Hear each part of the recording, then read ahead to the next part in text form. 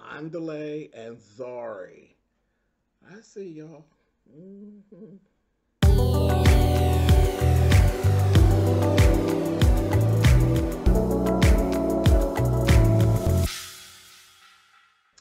Hey guys, thanks so much for clicking on the video. This is my review for Young, Famous, and African. This is season 1, episode 4. Zari and Andale. In this episode, some of the things that I've been wanting to see about them, I'm like, come on, we need some more. There's something more to both of you, and I got exactly what I was looking for in this episode. Right away, you all know the fashions were everything in this episode. Really, really good. Really, really good fashions. I ain't nothing really that I'm going to jump out the window about, but just good. Just they were good. There was good stuff on this episode, especially at the all-white party. Baby, yes indeed, yes indeed. Listen, nothing like black folks dressed in all white, honey. Ain't nothing like it. All the different shades of us, honey, dressed in all white. You don't want a minute of it. Do you understand me? We hurts white clothing, honey. We puts a hurting on it, okay? It is what it is, baby. You can't get around it.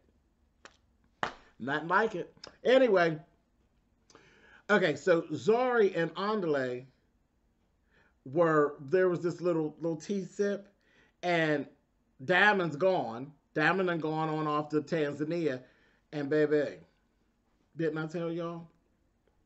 I told you that Andale needed to be watched. He done moved. He just a sneaky. He done eased his little self right on in on Miss Zari, honey. Oh, give me a proper hug. What's the proper hug? All up in her. You damn near squoze up between her titties. That's the proper hug? I said, you sneaky. You sneaky, like I thought you was. And then, I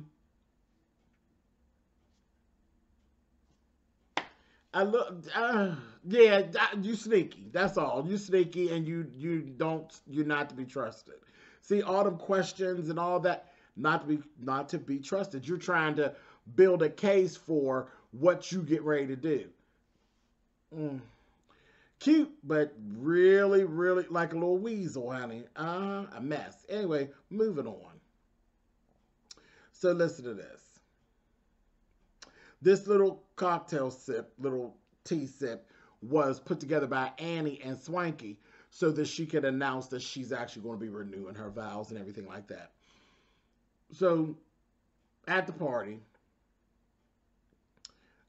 Zari takes Tabubu over to Baba. It's to Baba, Two-Face, which is Annie's husband, over to the side. And she's talking to him. And they're over there talking. And Annie, you can tell she gets a little, she gets a little inner feelings with, you can see it. You can see the tension. And they go over there and they're talking. And she's basically telling them, like, she's real insecure when it comes to me, and I don't know why, and it's like, well, he's like, I'm confused. I don't understand what's going on here. I don't know what's going on here. He asked her, so what, you want to fuck with her head? Is that what you're trying to do? And she's like, being all cutesy, and Annie eventually ends up coming over there. So now they're sitting there, and Annie's like, well, wait a minute. And she's like, oh, I just told him that, you had some insecurities and this, that, and the other. She's like, well, wait a minute. No one said I was insecure. Nobody said that I was feeling any type of way. What are we even talking about here? She told her, don't lie.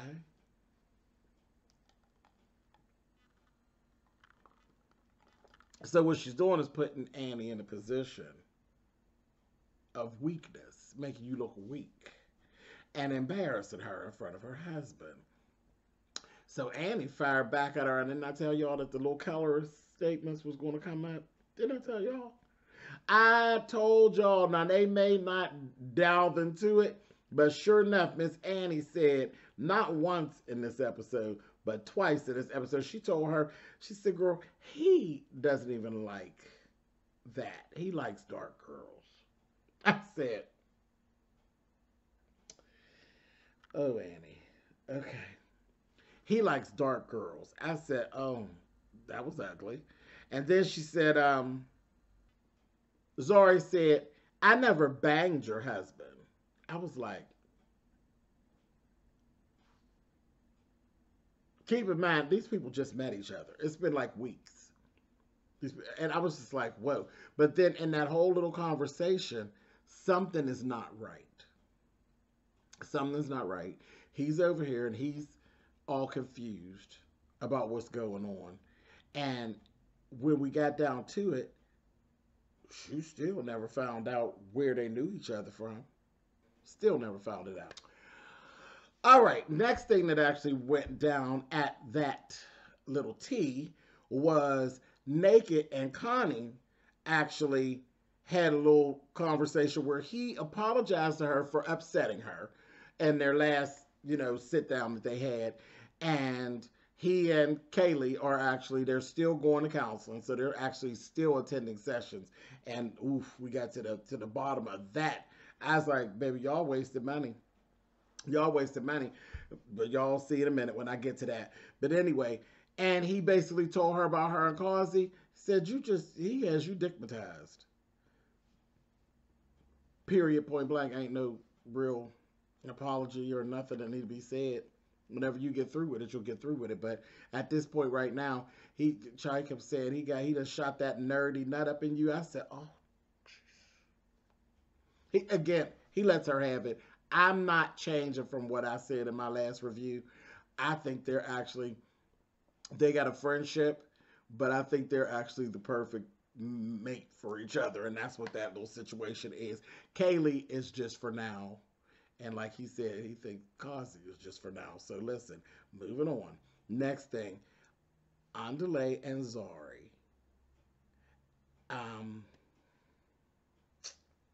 They went off. They did their little thing. They kept on at each other at that little situation. Then there was this whole situation where they got together.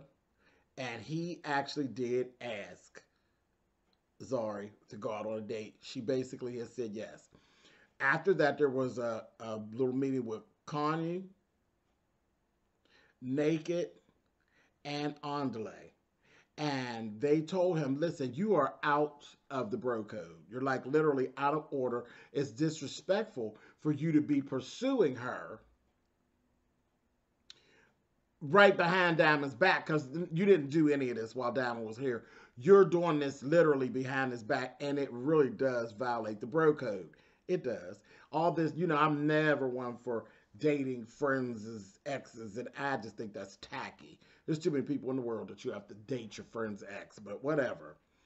After that, Swanky had a chat with Naked.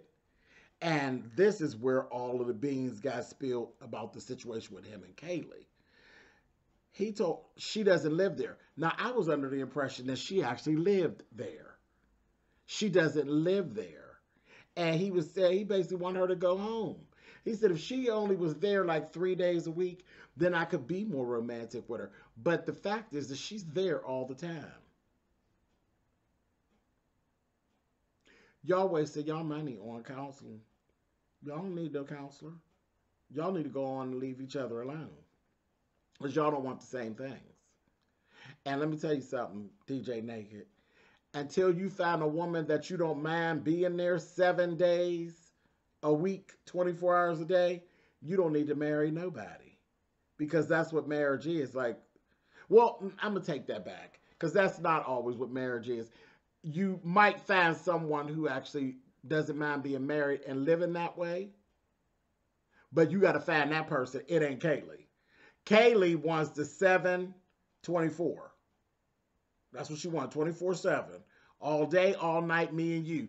And that's not who you are. You need to find somebody that would actually be okay with that. And I have to say, I would actually be okay with a relationship where we're not up underneath each other all the time. That would work for me. But I know that I am like one of a small group of people. People don't You know, people are together because they want to be together all the time. I could deal with you having your own place and me having my own place, and we come together when we come together. I don't need to be up underneath you 24 hours a day, and I don't want you up underneath me 24 hours a day. But we are a small population of people who actually will admit to really wanting that from a relationship. And you could actually have it as long as everybody's on the same page. But you're not going to have that with Kaylee. So all this little council stuff, that ain't nothing but a waste of money. Nothing but a waste of money. Anyway, so all of that took place at that one little tea. Like I said, I actually mixed it in there too. There was another situation in the episode where Andale and Zari met up, and he actually did ask her on a proper, to go out for a date. That was during his party. He actually had a all white poetry party, and that's when he actually pulled her to the side and told her and asked her for an actual date, and she accepted. So before we get over there to his party, let's talk about Connie going to sit with Annie. She went to sit with Annie, and what she was doing was trying to work Jack. She was just flat out trying to work Jack. She is there for the sole purpose of building onto Annie's insecurities. That was it, and that was all. She's questioning the relationship. And do you think, excuse me, I don't understand, ma'am. They're already married. They're already married. They're just renewing their vows. So what do you think you're getting ready to accomplish? Nothing. It's going to go on. They're going to do it, and it is what it is. It ain't nothing but them just reconsummating with one another, but they're already married. But she's just working Jack, and all she's doing is building onto the insecurity that Annie already has and is saying that she doesn't have, but she does. She does. And for good reason. For good reason. Anyway, moving on. Now let's go ahead to this all-white poetry party, which was beautiful. Like I said, everybody in all white, just gorgeous. Gorgeous outfits. Everybody looked really good. And this is when we found out more about Andale, okay? Andale got 2 babies mamas. Pretty. Pretty, both of them. Both of them. Very pretty girls. Look like models. And the both of them were at the party, along with Zari. And like I said, he pulled Zari to the side and he actually asked her for a date. And of course, everybody's kind of like whispering, like, oh my God, he got like all his women here. This is crazy. And they're like, it's just not right. Like, it just, the women were like, this ain't right. And I'm like, listen, it is what it is. Moving on. Zari and Connie actually have this little conversation. Now, remember, Annie then already sat with Connie, with her trying to work Jack as far as her and her husband. Now, Zari talking about she want to sit down. I need to have a sit down with Annie so I can really talk to her about her situation and all of this. And here Connie is side-eyeing Zari for basically doing the same thing that you doing. She's like, yeah, I see her. She's trying to get up close to Annie to get some ammunition to use against Annie. Of course she is. But how dare you, ma'am? How dare you question her tactics when they're the exact same tactics that you're using? I said, oh, you are a mess, Miss Connie. A whole mess. And Zari, you a mess too, because why are you even doing this? There's something more to it. There's something more to it.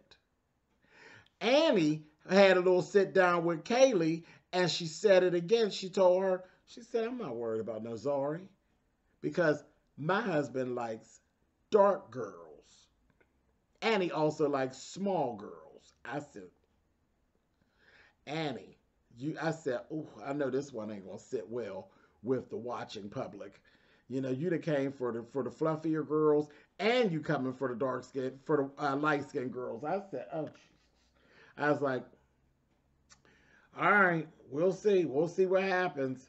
I'll be watching my comments on this one to see what you all have to say. Whoo, a whole mess. I said, y'all fighting dirty. They fight, but they're not loud with it yet. Well, not yet. They're not too loud with it, but they fighting quietly and dirty. And, oh, gosh, okay. So all of that went on at that party. Now, here's where the big bang was in this episode. Zari and Annie finally had her sit down.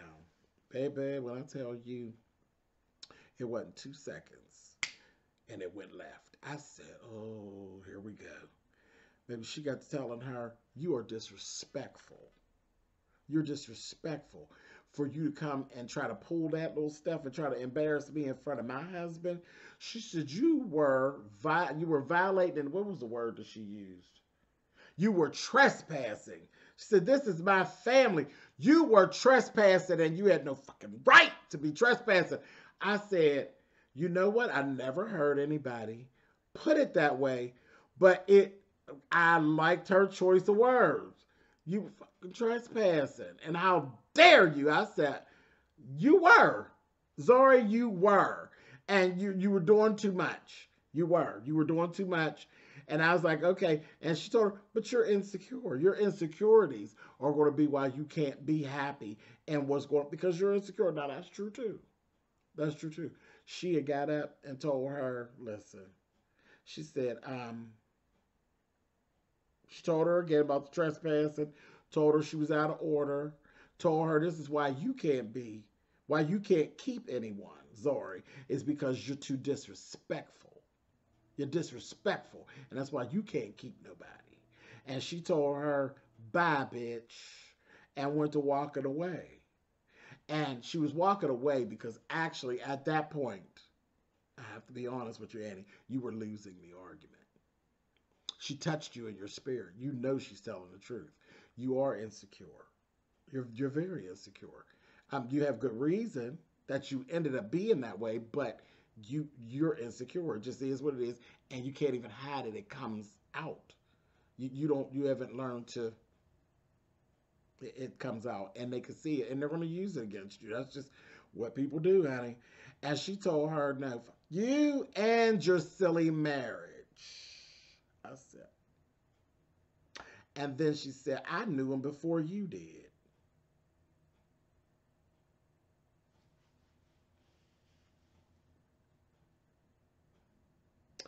Two-Face. You're using them both, huh?